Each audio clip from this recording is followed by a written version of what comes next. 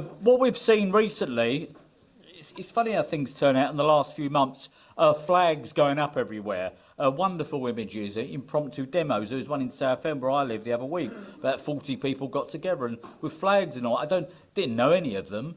They clearly had some idea of politics, and they just got into the middle of town and demonstrated what's going on. It's creating great feelings. When I was down Derrick's neighbourhood today, Derrick Beacon, flags literally along whole sections of road for miles. Also in Benfleet, near to where I live, there was entire streets that are literally dripping in flags. It's a wonderful thing that the British people are doing this. It's spontaneous and it's organic, but wonderful though it is, from a spiritual point of view, certainly, we must never forget the eternal importance of politics and the pursuit of power that goes with it, because only power will give us the political objectives we demand. The British Democrats are busy building a political machine, long-term planning, infrastructure, articulating the ideology of nationalism, creating a sense of belonging, of camaraderie like we got here today, actions, purpose, initially obtaining parish council seats. People sometimes turn their nose up at them, but it's a building block to get to another level, which will be district council seats. So it's soft power when you're getting parish council seats, but then there'll be greater outcomes afterwards. Just to repeat, the pursuit of power, what we need is facts on the ground. Previously, as many of us know, it was against the odds election results in past times that caused political media shockwaves that advanced the cause of nationalism in the 70s, the early 90s and the 2000s. That credibility boosted recruitment, extra members, supporters, activists, candidates, organisers. Expanding nationalism meant that we could expand and explore different areas of power and influence. Power has many forms for an aspiring nationalist party. Political, for example, is obviously through elections. A party that's building itself can do it economically, building your own resources, maybe businesses of the future.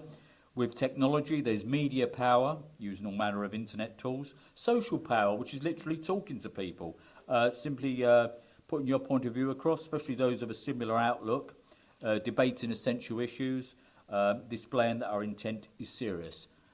Physical power in selected areas where we have solid support, sinking roots and providing the leadership of resistance to immigration, multiculturalism and the forces of national destruction. And of course, ideological power, the goal which is a sovereign white nation with a European standard of living.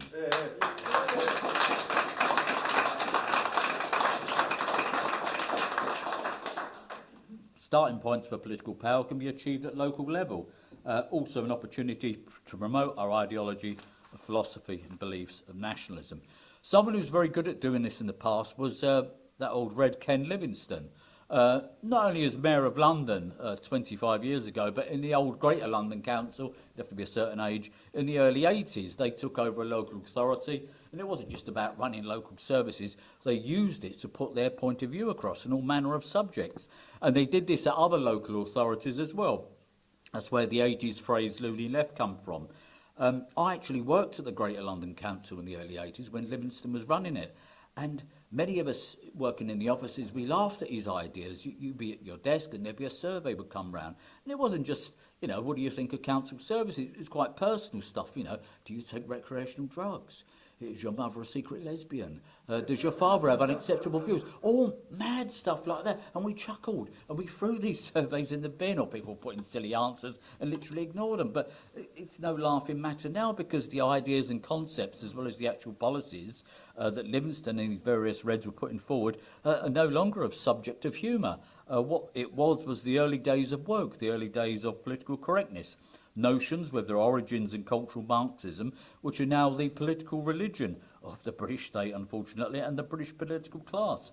But they were very clever, these red types. During the 80s, from local bases, they implemented their policies and, moreover, publicised their themes: anti-racism, feminism, sexual minority rights. As I said, we consider it madness and anti-natural, but they did it in a very skillful, clever, asymmetric way. They realised they couldn't get into Parliament at that stage, but they did it at local level to put their point of view, indeed their ideology, across.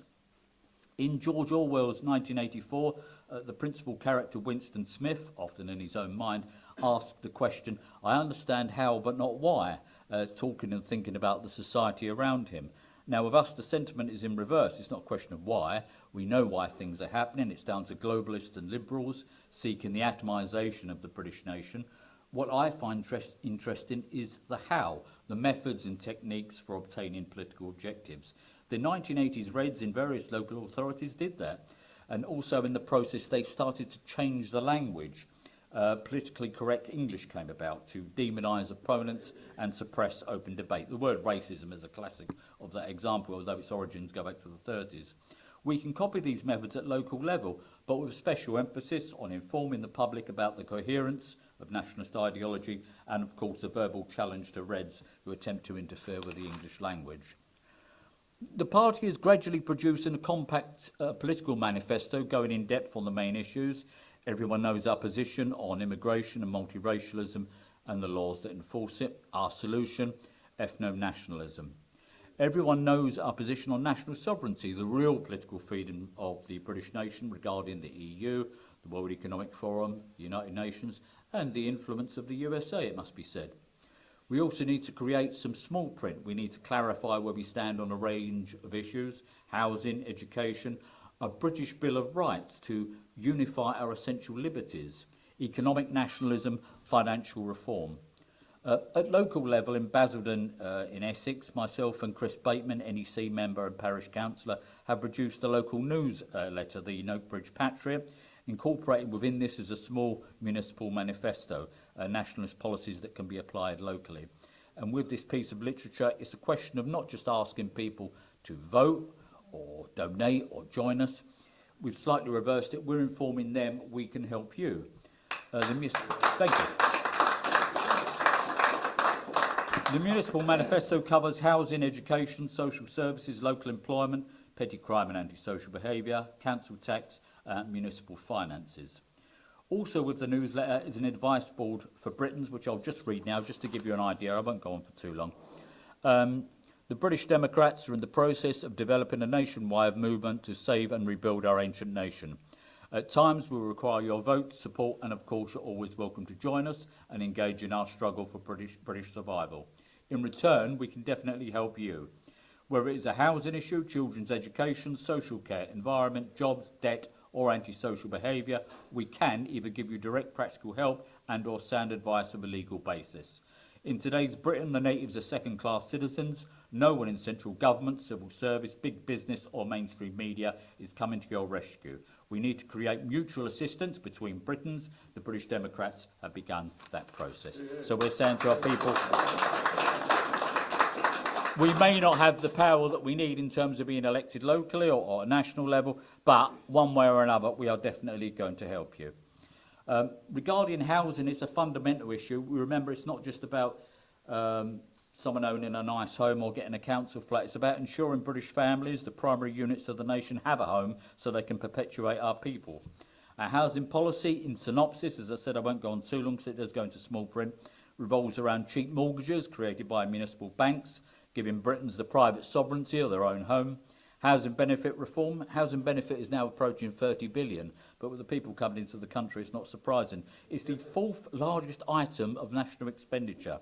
A lot of it goes to greedy landlords, often foreign. Care homes won't be run by entrepreneurs, or certainly not foreign ones. The state will take care of them. We look after our people, all of them. And homelessness will be eliminated. That will be dealt with as well, especially for veterans, especially for young people who unfortunately end up on the street. It's just a question of political will and initiative. Architecture, soul-destroying concrete buildings, glass and steel monstrosities, all that will go. We'll return to European traditions, Gothic, Renaissance, classical, etc. Also, finally, the return of public housing. That will be ring-fenced for young British families starting out in life, so they can start families and start keeping our nation going. Even in the old Soviet Eastern Europe, the German Democratic Republic managed to do that. They managed to raise their population by treating it as a fundamental issue, not just a question of whether you've got a roof over your head. That's where people start their families. The anti-natural political religions that unfortunately rule over us come under the umbrella of globalism and the drive for a one-world state, a planetary dictatorship that will last forever, and there will be no escape from it. The component parts of globalism, you have various interest groups, of course. You have almost the machinery of plutocracy, the greed of finance capitalism. You have political drifters, people who just go along with anything. Functionaries of the system, police, judiciary, civil service, who just obey orders. But the core of enemy beliefs is liberalism. The pathological altruism, actually self-hatred, cultural degeneracy, liberalism's adherents despise their own culture, civilization and society. They reject nature, they reject reality. And also there is a universalist obsession with absolute human equality. Liberals and those similar are quite simply political and cultural schizophrenics. That's all they are. It's a mental aberration not to want the perpetuation of your own family and also your wider family, which is the nation itself. We have a simple premise. We're a product of our genes and we react to our environment, in other words, sociobiology. All legislation that affects our ethnic survival will be removed from the statute books. As other people have mentioned, I think Julian mentioned, and Antoine mentioned as well, the European Convention on Human Rights, the Human Rights Act that Blair put in place from 1998 onwards, the old Race Relations Acts of the 20th century, and also the 1986 Public Order Act. All of that will go. Liberals recoil in horror when this is suggested, wrongly assuming that prior to Blair's government in 1997, that Britons had no rights. They haven't really studied history that much. Even in primary school, you knew these things. Magna Carta, juries, bail, habeas corpus, 19th century reform bills, primitive forms of legal aid. We were world leaders, not just in science and theatre and exploration, but also in creating essential legal tools for ordinary people. Britain, a paragon of liberties, democracy, debate, dialogue, free speech, and the diversity of opinion, which we should all promote, but which sadly patriotic Britons these days are often denied. The establishment, the state, the system, despite false pretences, don't really believe in democracy. You can look at their reactions to the Brexit vote ever since. Long-lasting, successful empires, I suppose you say, always had a certain amount of creativity within their power. If you look at some of the aspects of the Persian Empire or the Roman Empire, they give certain things for the masses, certain benefits for the masses. But globalist liberals have literally nothing to offer the natives of these islands, and that's why ultimately their power will crumble. For instance, does the general will of the people actually prevail? Well, no, we know that. Unpopular policies, putting it mildly, have been implemented for decades without majority consent at any point. Liberals sometimes say majority opinion is not always right. We often have to change public opinion, their emphasis. Arrogance. Another is government is best when it is bipartisan, i.e. Parliament's uniparty, all globalist, all multicultural, all subservient to international finance. They make all the decisions. The people don't even come into it. Another liberal comment, common sense can quickly turn into populism, i.e. what people want. What about democracy's will of the people? The essential instincts of the British masses are sound, they're in tune with nature, and if our will had prevailed over the last 8 decades, we definitely would have avoided the political disasters that threatened to destroy our nation. Genuine democracy is not the enemy is the neurotic tyranny of British liberalism and its over-refined, mentally ill proponents. One of the biggest obstacles to national survival, possibly the biggest single factor, is a collective state of mind that unfortunately has a strong influence over our people. Up until recently, certainly from the 1950s onwards, there was a widespread belief that conservatism, small c in various forms, and big C Tory party in other forms, and anything connected to conservatism will, would or should come to our rescue eventually. The British have often throughout history pulled off a miracle, survived at the last moment in desperate situations. So subconsciously many people feel and think that the salvation will arrive from Tories or Conservatives or from the Daily Telegraph or the Daily Mail and so on. Surely they won't abandon us. They already have. A while back, for a long time, Conservatism has been defeatist and feeble, for a long time actually, always compromising, always shrinking its political base. And please ignore Conservatives' replacement, the plastic pseudo-patriotism of civic nationalism. Using a medical analogy, liberalism is a disease, but conservative political doctors are incapable of curing it. Strong medicine is required, and the medicine is ethno-nationalism. There's a lovely internet image some of you may have seen. It's a cartoon of a small British boy dressed as a medieval knight remonstrating with a sleeping lion, partially covered in a Union Jack. It's quite popular. Wake up, please, says the boy. We need the lion, representing our people, to save us.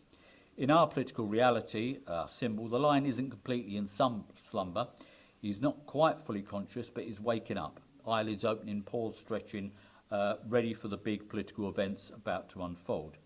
Only an internet cartoon, but we need that kind of visual stimulation because the system has absolute contempt for us, in particular with their inability and disregard to protect British women and girls. You have to reject this society in its totality, and you start with that in your own mind. You become a nationalist political dissident, and you mentally disengage from everything the system represents and advocates. It's a case of being against the state but for the nation. Never accept their imposed, and it is imposed, multiracial liberalism.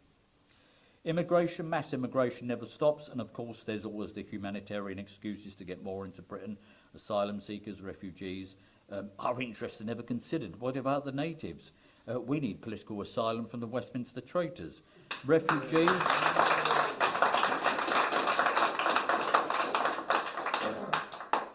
We're the internal refugees of Britain. I live in Essex and I often come across people who say, especially if they've got a similar accent, where are you from? It's not a sort of general conversation about football or the weather, it's where are you from? And you know where you're from, and you look at each other and there's a nod of the head and a meeting of the eyes, and you know exactly why you've left the inner city. One place you can look at is the London Borough of Barking and Dagenham, where Lawrence used to be a councillor. In 2001, that borough was 82.5% white British. In 2011, it was 50.2%. The last census, 31.2%. In that period, 2001-2011, 620,000 white Londoners left the capital. They were voting with their feet, white flight. We've been displaced from home, but there's no sympathy from the liberal elite. I've seen that in Bethnal Green in East London, where I walked around and pubs have gone. You never see anyone you're familiar with. You're in a sea of strangers. The schools are unrecognisable.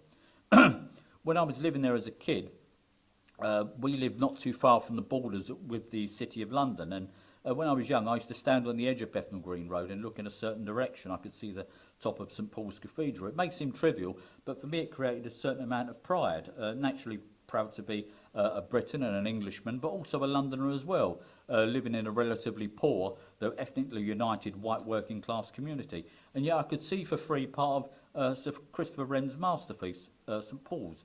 The London I was born into, and a lot of us here were born into, has drastically changed, certainly from the late 90s onwards. Maybe one day, and I hope that day will come, one of my descendants will live again in Bethnal Green in East London, and if they're lucky, be able to see the top of St Paul's Cathedral. It would mean that some of my family return after a long absence. It would indicate that British nationalism had won, and the struggle for political, ethnic, cultural survival has come about. We're aiming for that. I joined the nationalist movement in 1980, and my initial political plan, very naive, was 5 years of activity, and then I'd move on to whatever, a very, very naive teenager. Our political struggle is a lifetime's commitment. We can't guarantee victory for individual nationalists within their lifetime. However, unlike the Westminster Uni Party, joining nationalism isn't like a job application. Nationalism invades the soul. We're not fighting for abstract ideas or tax cuts or any other trivial notions. We're battling for future generations of our people. The 80s and 90s were often times of political despair and political frustration, but nationalists carried on with a sense of faith without hope.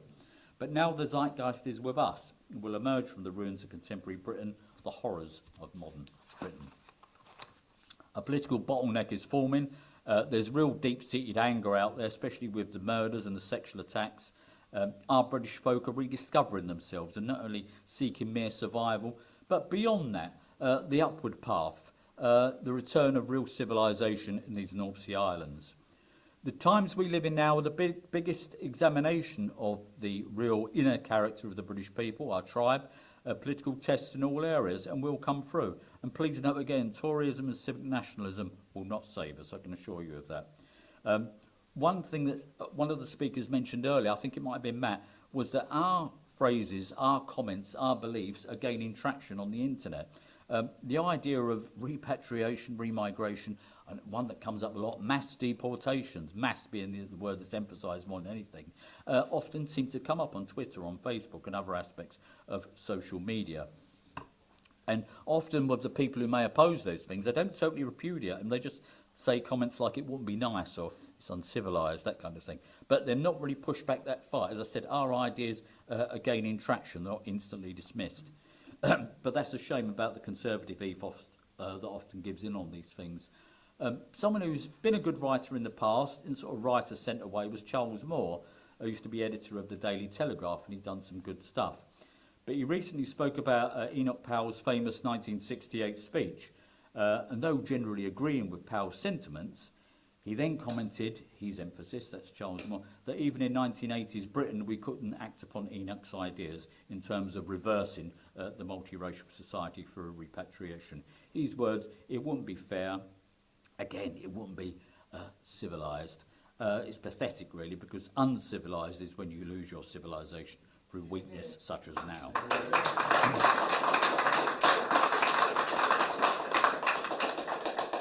Our only true salvation, really, is the face you see in the mirror every morning, the face of a nationalist who knows what has to be done.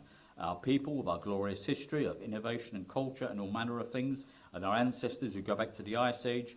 And remember, those ancestors are not dead. They live through us. And we will live through future generations of unborn Britons. We won't go quietly and quickly into the night, because one day soon, like the little boy in the cartoon trying to wake the lion up, we'll be fully awake, advancing towards our victory, and it will be a victory beyond belief. Thank you.